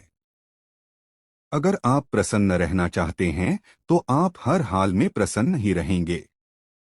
अगर आप अपने मन में बार बार नकारात्मक विचार लाएंगे, तो आप दुखी ही होंगे। विचार ही हर व्यक्ति का शत्रु और मित्र होता है। श्री कृष्ण कहते हैं, किसी के साथ चलने से ना तो कोई खुशी मिलती है और ना ही लक्ष्य। इसलिए मनुष्य को सदैव अपने कर्मों पर विश्वास करते हुए अकेले चलते रहना चाहिए। गीता में श्री कृष्ण ने कर्मयोग, भक्ति योग और ज्ञान योग को ही कल्याण का प्रमुख साधन बताया है। कर्म के प्रवाह से संबंध का टूट जाना ही जीवन का लक्ष्य है, और यह लक्ष्य उपर्युक्त तीनों मार्गों से प्राप्त हो सकता है। मन अंधा होता है, इसके पास कोई ज्ञान नहीं होता। मन कुछ नहीं जानता, ना सही और ना ही गलत, और ना ही सही मार्गदर्शन करता है। इसलिए आप अंधे मन की बातें मानकर जरूरी कामों को टालना बंद करें। आप हमेशा अपनी बुद्धि से काम लीजिए, मन से नहीं, क्योंकि अंधा मन हमेशा आपको जरूरी कामों को करने से रोक देता है। श्री कृष्ण कहते हैं कि सदैव मेरा चिंतन करो, मेरे भक्त बनो, मेरी पूजा करो और मुझे नमस्कार करो। इस प्रकार तुम निश्चित रूप से मेरे पास आओगे, मैं तुम्हें वचन देता हूँ, क्योंकि तुम मेरे परम प्रिय मित्र हो। तो हेलो मित्रों, आपका हमारी वीडियो पर बहुत बहुत स्वागत है। वीडियो में आगे बढ़ने से पहले चैनल को सब्सक्राइब और वीडियो को लाइक कर देना और कमेंट में जय श्री कृष्णा लिखना ना भूले। चलिए शुरू करते हैं। श्री कृष्ण कहते हैं कि मृत्यु के समय जीव द्वारा विकसित की गई चेतना उसे दूसरे शरीर में ले जाती है। यदि जीव ने अपनी चेतना पशु जैसी बना रखी है तो उसे पशु शरीर प्राप्त होना निश्चित है। श्री कृष्ण कहते हैं कि खुश रन है तो जिंदगी का फैसले अपनी परिस्थितियों को देखा कर ले। दुनिया को देखकर जो फैसले लेते हैं वह दुखी ही रहते हैं।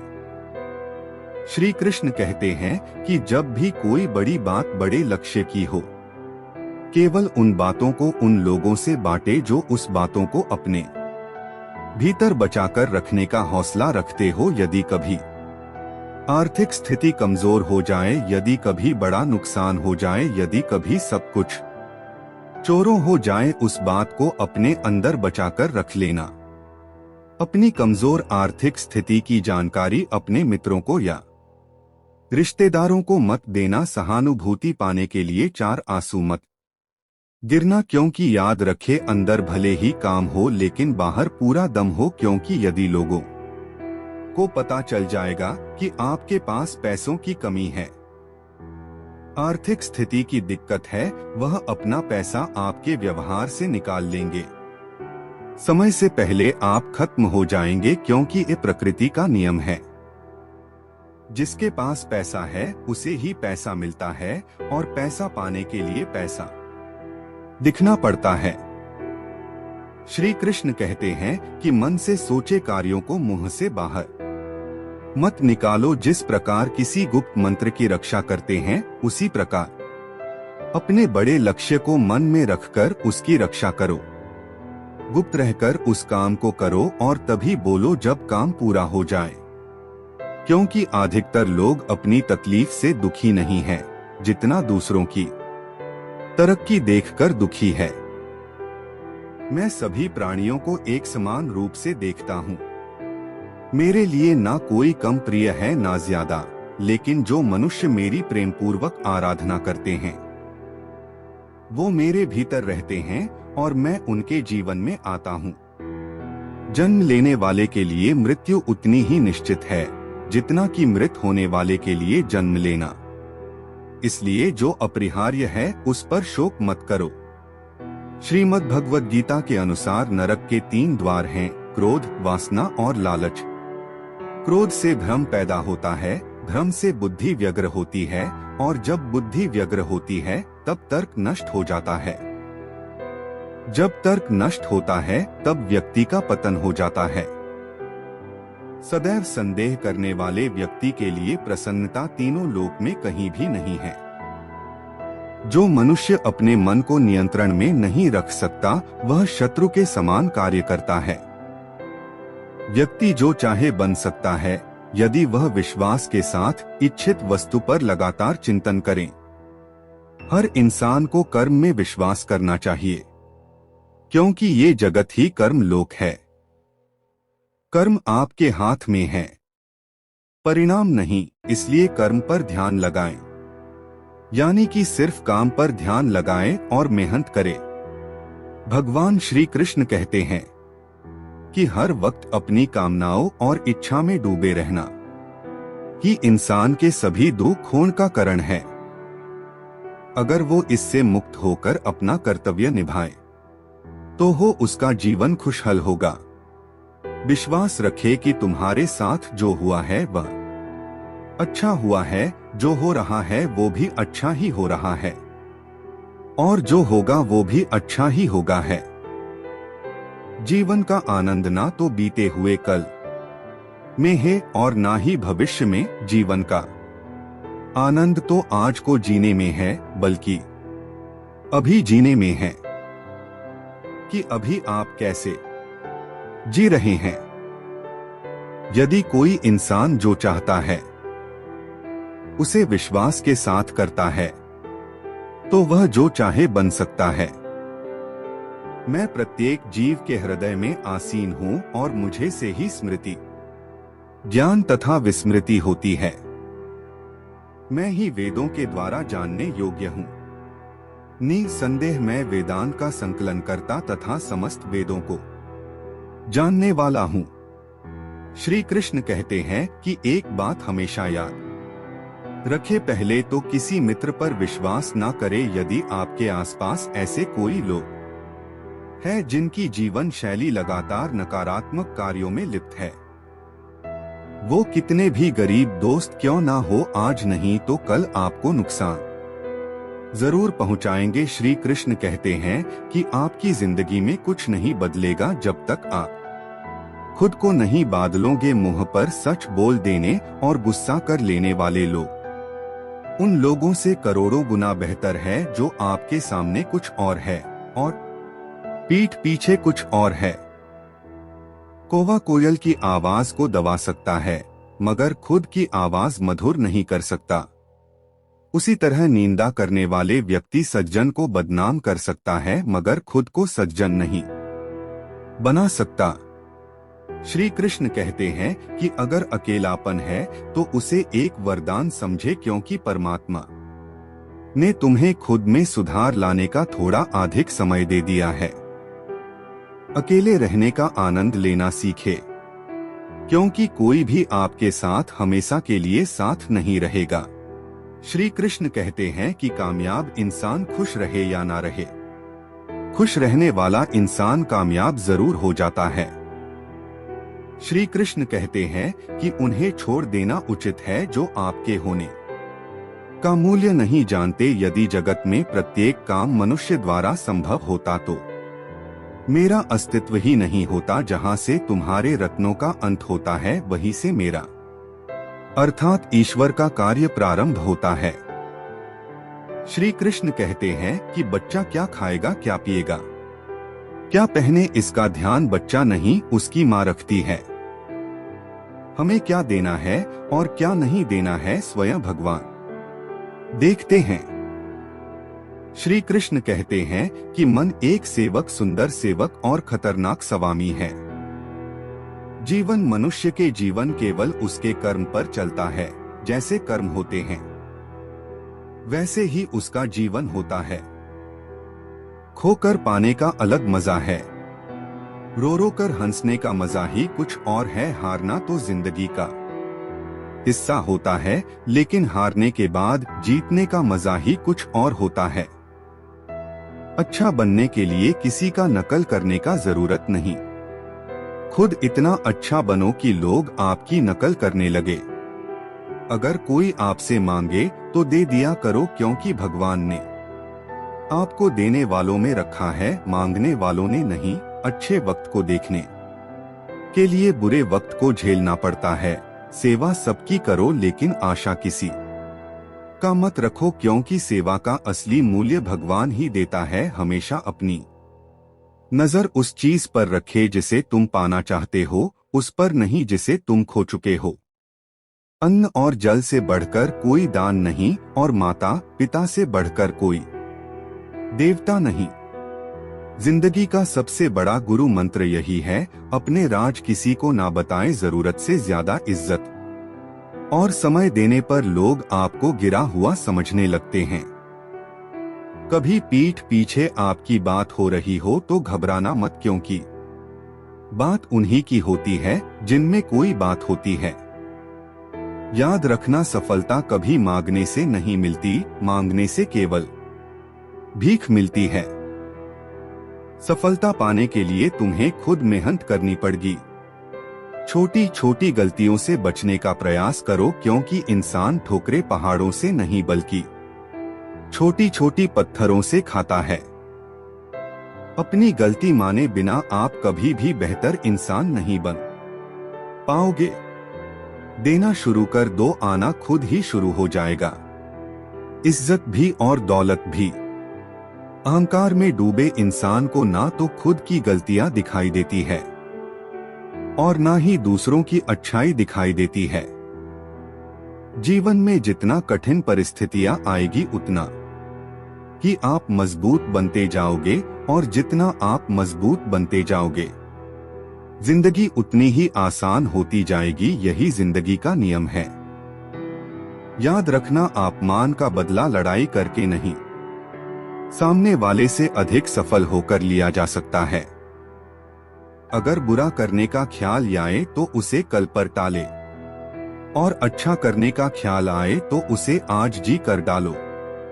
साथ रहकर कोई छल करे तो उससे बड़ा कोई शत्रु नहीं हो सकता, और जो हमारे मुंह पर हमारे बुराई बात दे उससे बड़ा कोई मित्र नहीं हो सकता। याद रहे, साफ साफ बोलने वाला कड़वा जरूर होता है, मगर विश्वासघाती नहीं। त्याग दो अपने बुरे कल को, क्योंकि उसका प्रभाव आने वाले कल को दूषित कर देगा।